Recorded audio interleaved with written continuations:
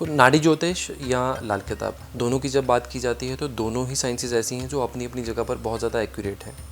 बहुत सारी चीज़ें दोनों में कॉमन भी हैं, बहुत सारी चीज़ें ऐसी भी हैं जो दोनों एक दूसरे के लिए बिल्कुल ऑपोजिट हो जाती हैं। जैसे कि नाड़ी ज्योतिष की अगर हम बात करें तो नाड़ी ज्योतिष जो है वो ज़्यादा आपके कर्मों के ऊपर चलती है, वो ज़्यादा आपको पूजा पाठ करने के लिए कहती है। वहीं लाल किताब आपको ये कहती है कि मौत को छोड़कर हर चीज़ का उपाय से इलाज किया जा सकता है या उससे निजात पाई जा सकती है। लाल किताब की जो एक्सपर्टीज़ है या लाल किताब की जो चीज़ें हैं, लाल किताब में छोटे छोटे उपायों से बहुत बड़े बड़े लाइफ में चेंजेस किए जा सकते हैं। और अगर वहीं पर अगर हम नाड़ी की बात करें तो नाड़ी जैसे हम एक होम्योपैथिक मेडिसिन लेते हैं या आयुर्वेदिक मेडिसिन लेते हैं, उस तरह से आपकी लाइफ में धीरे धीरे असर करती है, लेकिन लंबे समय के लिए असर करती है।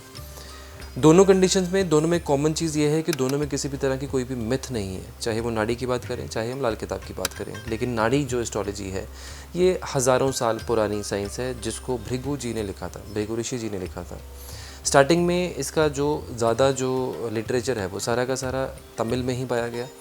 कुछ साल पहले इस चीज़ को हिंदी में ट्रांसलेट किया गया, फिर कॉमन लोगों की तरफ ये चीज़ें पहुंचनी शुरू हुई।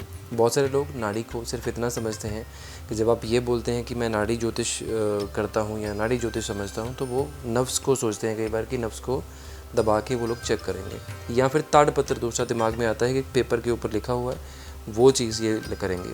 तो नाड़ी को मैं थोड़ा सा एक्सप्लेन करता हूँ कि नाड़ी ज्योतिष में बहुत डिफरेंट तरह की मॉडलिटीज़ हैं, बहुत डिफरेंट तरह की एक्सपर्टीज़ हैं। जैसे मीना नाड़ी भी है, चंद्र नाड़ी भी है, भृगु नाड़ी है, भृगु नंदी नाड़ी है। इसी तरह से नाड़ी के बहुत सारे अलग अलग मॉडलिटीज़ हैं या बहुत सारी साइंसेज अलग तरीके से हैं। कुछ नक्षत्रों के ऊपर चलती हैं, कुछ दशाओं के ऊपर चलती हैं, या कुछ आपकी लगन कुंडली के ऊपर चलती हैं, या कुछ ताड़पत्र के ऊपर चलती हैं। ताड़पत्र यानी कि पाम लीव्स के ऊपर जो चीज़ लिखी हुई है।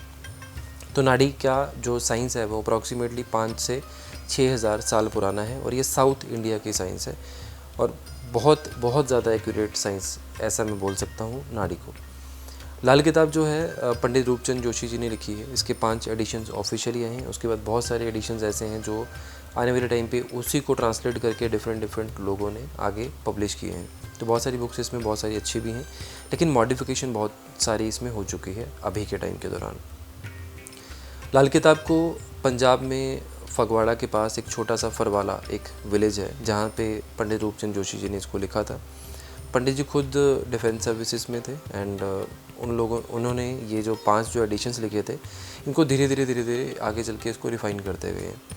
लाल किताब में ऑलमोस्ट लाइफ के हर एक चीज़ के बारे में, आपकी प्रिकॉशंस के बारे में बताया गया है, आपकी वास्तु के बारे में बताया गया है, आपके कलर्स कौन से होंगे, आपके घर पे कहाँ किस तरह के लोग होंगे, आपके घर में कहाँ पर क्या चीज़ें होंगी, ये सारी चीज़ें लाल किताब में बहुत डिटेल में बोली गई हैं। प्लस लाल किताब में पामिस्ट्री को भी ऐड किया गया है।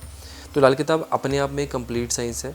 नो डाउट नाड़ी में भी ये सब चीज़ें हैं, नाड़ी ज्योतिष में भी हैं, लेकिन लाल किताब की जो बेस्ट जो चीज़ है, जो हर किसी को अट्रैक्ट करती है या हर किसी को समझनी चाहिए या लाल किताब से अपनी लाइफ का सोल्यूशन लेना चाहिए, वो है लाल किताब की एक्सपर्टीज़ के साथ उसके प्रिकॉशंस और रिजल्ट्स विद रेमेडीज़, जो हर तरह की चीज़ के लिए होती है।